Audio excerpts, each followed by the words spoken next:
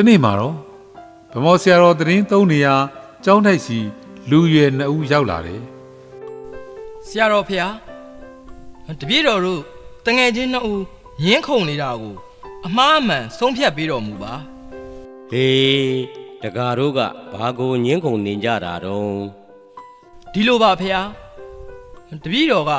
ဆေးဆရာကြီး2ဦးရေးသားထားတဲ့ကဘာဦးကျမ်းကိုဖတ်ဖိုးတာမို့မြင့်မို့တောင်မှာအခေါင်းပေါက်ကြီးရှိတယ်လို့ပြောတာကိုသူကလုံးဝလက်မခံပါဘူးဖျား တင်ပါဗျာဘာဖြစ်လို့လဲဆိုတော့မြင့်မို့တောင်ကြီးဟာအခေါင်းပေါက်လုံးဝမရှိတဲ့လက်ခုံးလိုလိုကြီးလို့တောထွက်ကိုရင်ကြီးကပြောလို့တိထားလို့ပါဗျာ အိမ်တကားတို့ကိစ္စကိုရှင်းပေးဖို့ပုံမြင်လေးတစ်ပုဒ်ပြောပြမယ်ကွ တခါတော့ကရွာတရွာမှာမြေးဖိုး2ယောက်ရှိတယ်တညမှာတော့မြေးလူသူကအဖိုးကိုနေနှိပ်ပေးနေရင်းကကောင်းငင်ကိုမော့ကြည့်ရင်းမေးလိုက်တယ် ဖိုးဖိုးဒူဝင်ကျဲကဘယ်အရမှာရှိတယ်လဲ အဖိုးဟာလက်ခတ်တရားကိုနားမလဲဘဝတုတ္တမကြွယ်ပေမဲ့သူမတီးဘူးလို့ပြောလိုက်ရင်လဲမြေးလေးအထင်သေးမှစိုးလို့ရမ်းပြောလိုက်တယ်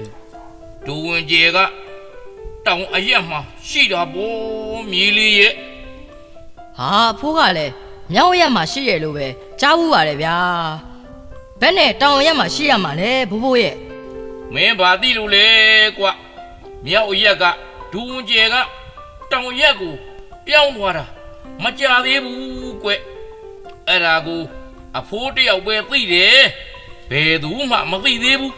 ဒီတော့မင်းလည်းဘယ်သူကိုမှမပြောနဲ့ကိုသိတာကိုဝင်နေထားပြီးတေတေကလေးနှိပ်လို့တိတ်တိတ်ကလေးနေကွ ဟုတ်ကဲ့ပါဖိုးဖိုး ပုံမြင်လေးကတော့အဲ့ဒါပါပဲကွအဲ့ဒီပုံမြင်တဲကအဖိုးအိုပြောသလိုနမူနာယူပြီးမြင့်မို့တောင်မှာအခေါင်းပေါက်ရှိသလားအခေါင်းပေါက်လုံးဝမရှိတဲ့လက်ခုံးတရံလားဆိုတာညင်းခုန်နေမဲ့အစားကိုတိတာကိုဝမ်းတဲ့ထားပြီးတေတေကလေးနှိပ်လို့တိတ်တိတ်ကလေးနေကြရင်အကောင်းဆုံးပါပဲကွ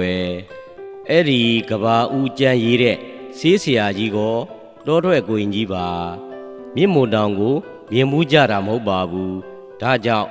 တေတေကလေးနှိပ်လို့တိတ်တိတ်ကလေးနေရင်အကောင်းဆုံးပါပဲကွယ်ယို တင်မဖျားတပည့်တော်တို့အမားကိုသိပြီမို့တေတေကလေးနှိပ်လို့တိတ်တိတ်ကလေးနေပါမယ်ဖျား